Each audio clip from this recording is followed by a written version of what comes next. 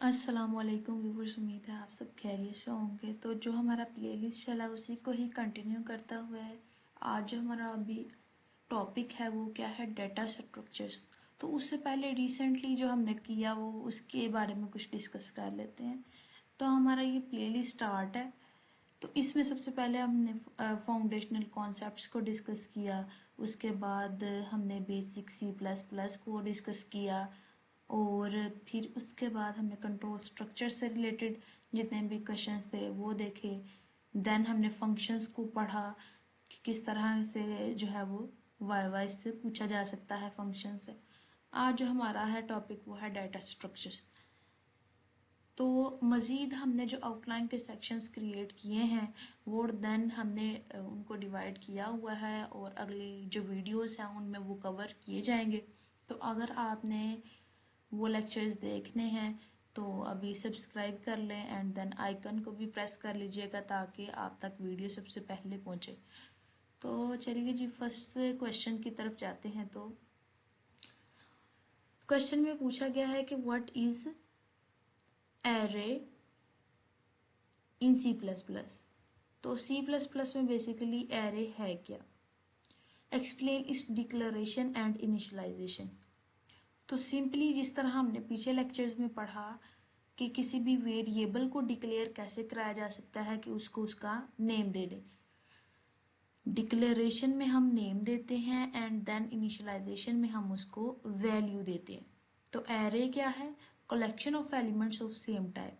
Same types के elements को अगर इकट्ठा किया जाए तो वो क्या बन जाती है, एरे। तो एरे को डिक्लेयर कैसे किया जाता है और एरे को इनिशियलाइज कैसे किया जाता है वो हम इधर अभी देखते हैं। तो कहता है इधर इंट एरे, एरे का जो हमने कीवर्ड यूज करना है वो ARR है। एंड देन ब्रैकेट में हमने ये लिख दिया 5 इधर क्या है, की। एरे में हम की यूज करते हैं, जितने भी एलिमेंट्स हमने एरे में जो है वो शो करवाने होते हैं वो उसकी क्या होती है, की। तो 5 है ना, कीज की 5 है, इट मीन्स कि इसमें जितने एलिमेंट्स हैं वो कितने हैं, 5। तो 1 2 3 4 5। तो इस तरह से पहले उसने एरे को नाम दिया और देन उसको वैल्यू दी। तो ये क्या है, अब नाम देने का मतलब यहाँ पे ये है कि यहाँ पे उसने की रिप्रेजेंट की एंड देन की वैल्यू जो है वो इनिशियलाइज हो गई। उसके बाद अगले क्वेश्चन की उम्मीद है ये क्वेश्चन तो क्लियर हो गया होगा। अगले क्वेश्चंस की तरफ चलते हैं।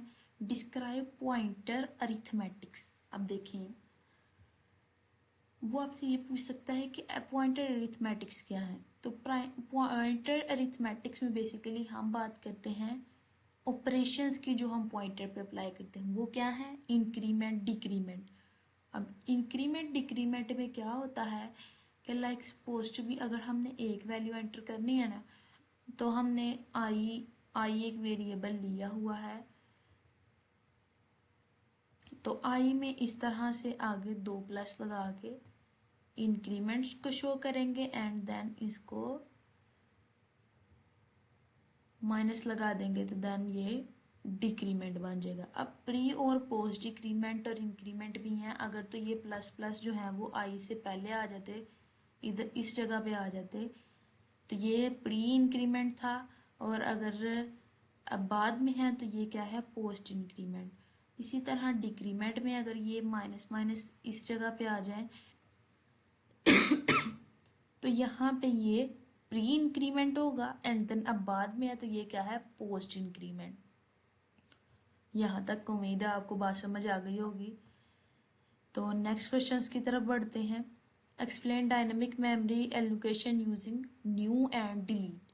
अब न्यू का मतलब क्या है कि मेमोरी में कोई नई चीज़ आ रही है उसके लिए जगह बना लो, और डिलीट के मतलब खाली जगह कर दो, जो है उसको ख़त्म कर दो।